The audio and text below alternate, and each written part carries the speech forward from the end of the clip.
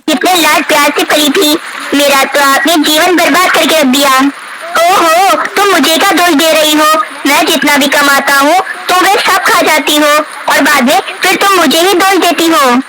अरे कालू जी, क्या अब हम पूरी रात इसी तरह बारिश में ही भीगते रहेंगे क्या? नहीं, पागल हो क्या? अगर हम इसी तरह बारिश में भीगते रहे ना तो हम तो बीमार हो जाएंगे। चलो हम मीनू चिड़िया के घर पर चलते हैं, उसका घर तो काफी बड़ा है। आज की रात हम उसी के घर पर गुजारते हैं। ऐसा सोचकर कालू कौवा और रानी कौवी मीनू चिड़िया के घर के पास जाते हैं और आकर मीनू चिड़िया के घर का दरवाजा बजाते हैं। कौन है भाई? इतनी तेज बारिश में कौन आ गया? मीनू चिड़िया, मैं हूँ, मैं कालू कौवा।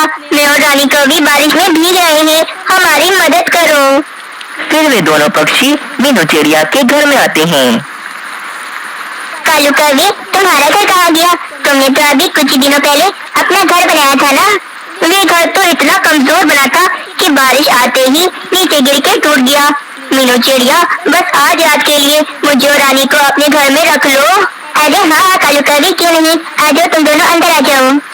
मीनू चिड़िया के कहने पर वे दोनों पक्षी अंदर आते हैं। क्या आप सभी ने अभी तक इस कहानी को लाइक नहीं किया तो जल्दी से कर लें, क्योंकि ये कहानी आगे और भी ज्यादा अच्छी होने वाली है। कालू कौवे, रानी कौवी, तुम दोनों वहाँ पर आराम से सो जाओ और मैं और मानव चिड़ा यहाँ पर सो जाते हैं। ऐसा कहकर मीनू चिड़िया भी आराम से सो जाती है। अरे वाह कालू जी, कितना सुंदर और कितना बड़ा घर है मीनू चिड़िया का। कितना ज्यादा मजा आ रहा है घर में बैठकर बाहर बारिश देखने का। काश कि ये घर हमारा होता। रानी चुप हो जाओ, अगर मीनू चिड़िया ने सुन लिया ना तो हम दोनों को अभी घर से बाहर निकाल देगी। तभी ही कालू कौवे को सामने पैसों की बोरी नजर आती है। लगता है रानी, उस बोरी के अंदर मीनू चिड़िया ने बहुत सारा भोजन रखा हुआ है। मुझे तो बहुत भूख भी लग रही है, मैं अभी वे बोरी लेकर आता हूँ। मीनू चिड़िया तो सो रही है, उसे क्या पता चलेगा। कालू कौवा वहाँ आता है और उस बोरी को उठाता है। जब वे उस बोरी को खोलता है तो इतने सारे पैसे देखकर वे तो काफी ज्यादा हैरान रह जाता है। हाय रे, मर गया रे, इतने सारे पैसे। अरे कालू जी, हल्का बोले, मीनू चिड़िया उठ जाएगी। रानी, अमीर होने का ये सही तरीका हमारे हाथ लग गया है। बस कुछ भी करके ये पैसे तो हमें चुराने ही होंगे। तो ठीक है कालू जी, बस सुबह होते ही हम दोनों ये पैसे लेकर यहाँ से भाग जाएंगे।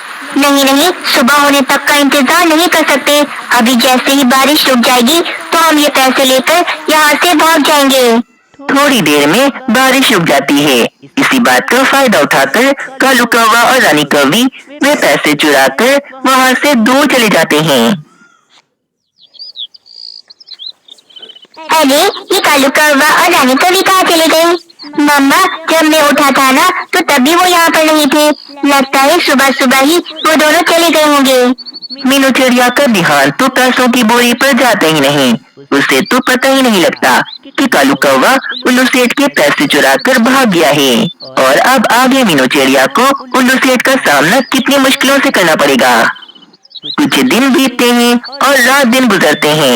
एक दिन उल्लू सेठ मीनू चिड़िया के घर पर पैसे लेने आते हैं।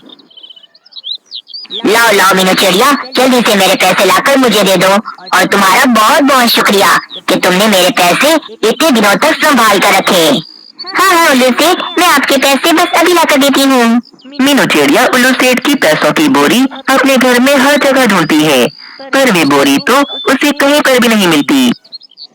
हाय रे, मैं मर गई। कहाँ चली गई वे पैसों की बोरी? कौन ले गया चुरा कर? क्या मतलब? मीनू चिड़िया, कहाँ है मेरे पैसे? मैंने तुम्हें दिए थे ना। मैं समझ गया, इतने सारे पैसे देकर तुम्हारे मन में भी लालच आ ही गया होगा और तुमने मेरे पैसे कहीं छुपा दिए होंगे और अब मुझसे झूठ बोल रही हो कि वे पैसे चोरी हो गए हैं।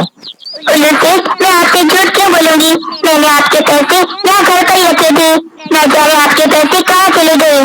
झूठ मत बोलो, इतने सारे पैसे देखकर तो अच्छे अच्छे बदल जाते हैं। तो तुम क्या हो? मुझे तो तुम पर भरोसा ही नहीं करना था। बस अभी के अभी इस घर से निकल जाओ। तुम मेरे पैसे नहीं दे सकती ना, तो अब ये घर भी तुम्हारा नहीं, अब से ये घर मेरा है।